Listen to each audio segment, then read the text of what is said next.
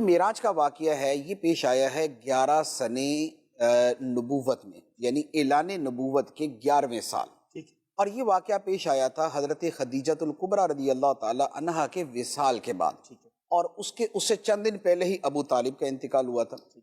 تو اب بیسیکلی یہ تھا کہ نبی پاک علیہ الصلوۃ والسلام نے جو مکہ مکرمہ میں آپ تبلیغ فرماتے تھے، اسلام کی اور توحید کی دعوت دیتے تھے، تو کفار کی طرف سے جو ریاکشن تھا وہ ہم کتابوں میں پڑھتے ہیں، ہم نے سنا ہے کہ بہت شدید تھا، مسلسل ایذا، مسلسل تکلیف پہنچانا، اور پھر اس میں جو ہے وہ بائیکاٹ کیا گیا، سوشل بائیکاٹ کیا گیا، شیب ابی طالب کا واقعہ ہے۔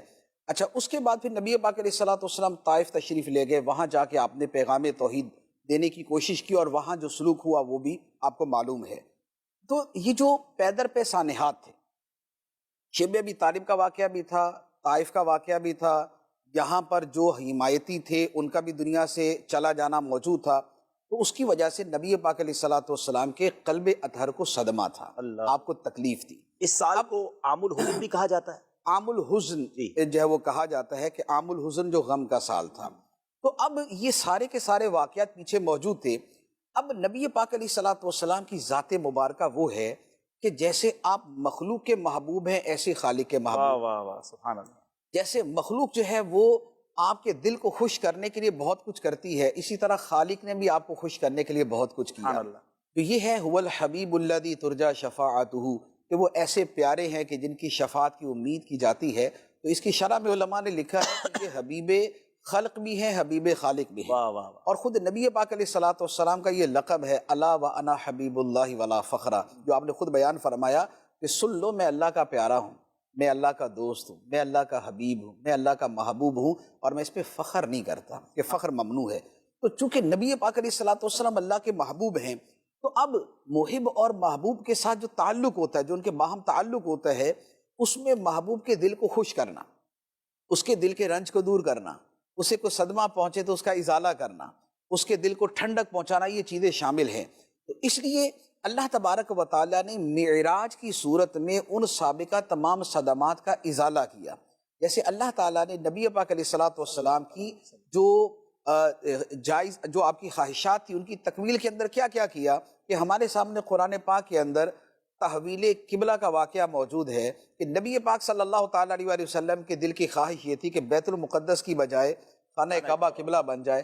تو اللہ تعالیٰ نے کیا فرمایا کہ نماز کے دوران جب سرکار علیہ الصلوۃ والسلام بار بار آسمان کو دیکھ رہے تھے کہ ابھی وہی آتی ہے، ابھی وہی آتی ہے، قبلے کو تبدیل کر دیا جائے گا، تو اللہ تعالیٰ نے حالت نماز کے اندر سرکار علیہ الصلوۃ والسلام پہ وحی نازل فرمائی، قد نرا تقلب وجہک فی السماء، اے حبیب تیرے چہرے کا آسمانوں کی طرف بار بار اٹھنا ہم دیکھ رہے ہیں۔ سبحان اللہ۔ فَلَنُوَلِّيَنَّكَ قِبْلَةً تَرْضَاهَا، تو ہم تمہیں پھیر دیں گے اسی قبلے کی طرف جس پہ تم راضی ہو۔ سبحان اللہ۔ اور پھر ساتھ ہی فرما دیا فَوَلِّ وَجْهَكَ شَطْرَ الْمَسْجِدِ الْحَرَامِ، اے حبیب ابھی نماز کے اندر ہی اپنے چہرے کو مسجد حرام کی طرف پھیر لو۔ تو نبی پاک علیہ الصلوۃ والسلام کی جو دل کی تمنائیں اور آرزوئیں تھیں، ان کی یوں تکمیل کی جاتی تھی کہ جس کی وجہ سے حضرت عائشہ صدیقہ رضی اللہ تعالیٰ عنہ نے ایک مرتبہ نبی پاک علیہ السلام کی بارگاہ میں عرض کی، یا رسول اللہ ما ارا ربک الا یسارع فی ہواک، یا رسول اللہ میں دیکھتی ہوں کہ آپ کا رب آپ کی خواہش پوری کرنے میں بڑی جلدی کرتا ہے۔ واہ واہ واہ، سبحان اللہ۔ آپ تمنا کرتے ہیں، آپ خواہش کرتے ہیں، خدا اس کو پورا کر دیتا ہے۔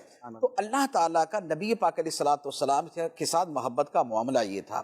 اب جہاں پر پیچھے اتنے واقعات ہو چکے ہوں، طائف کا جو اندوہناک واقعہ ہے وہ ہو چکا، یہاں پر صدمات پہنچ چکے، اور پھر کفار مکہ کا مسلسل رویہ سامنے تھا، تو نبی پاک علیہ الصلوۃ والسلام رنجیدہ تھے، غمزدہ تھے۔ تو اللہ تبارک و تعالیٰ نے آقا کریم علیہ الصلوۃ والسلام کو یہ دکھانے کے لیے کہ اے حبیب ان لوگوں کے یہ معاملات جو کچھ سالوں پر مشتمل ہیں، آپ ان کی وجہ سے رنجیدہ نہ ہوں۔ آپ یہ دیکھیں کہ رب نے آپ کو عطا کیا کیا ہے، مخلوق کی نظر میں اس وقت آپ کیا ہیں، اس کو نہ دیکھیں، یہ دیکھیں کہ خالق کی بارگاہ میں آپ کا مرتبہ کیا ہے۔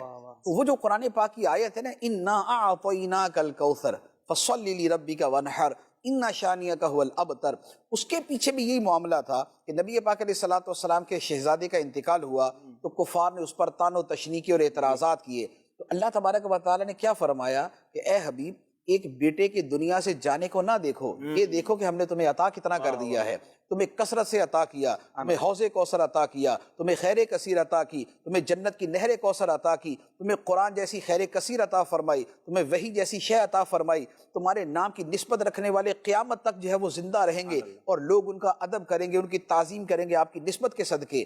تو اے حبیب ان کافروں کے اعتراضات نہ دیکھیں، وہ جو خدا نے وَرَفَعْنَا لَكَ ذِكْرَكَ کی شانیں عطا فرمائی ہیں، وہ جو وَالضُّحَىٰ وَاللَّيْلِ اِذَا سَجَىٰ کی شانیں عطا فرمائی ہیں، وہ جو وَمَا أَرْسَلْنَاكَ إِلَّا رَحْمَةً لِّلْعَالَمِينَ کا مرتبہ عطا فرمایا ہے، وہ جو قُلْ يَا أَيُّهَا النَّاسُ إِنِّي رَسُولُ اللَّهِ إِلَيْكُمْ جَمِيعًا کے منصب پر فائز کیا ہے، وہ جو یا ایھا النبی انا ارسلناک شاہدا ومبشرا ونذیرا وداعیا الی اللہ باذنہ وسراجا منیرا کے اوصاف عطا فرمائے ہیں۔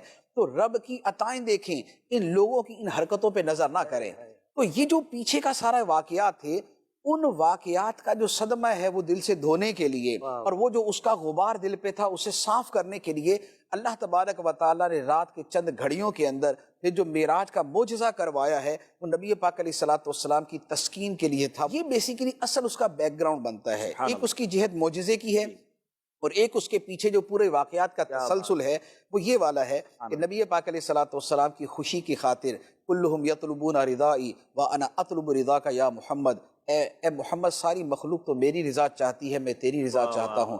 خدا کی رضا چاہتے ہیں دو عالم، خدا چاہتا ہے رضائے محمد، زہ عزت و اعتلاء محمد کہ ہے عرش حق زیر پائے محمد۔ تو یہ وہ والا سارے کا سارا ایک سین ہے، یہ وہ والا سارا منظر ہے، سینیریو آپ نے بیان پورا سینیریو ہے کہ جس میں یہ معراج کروائی گئی۔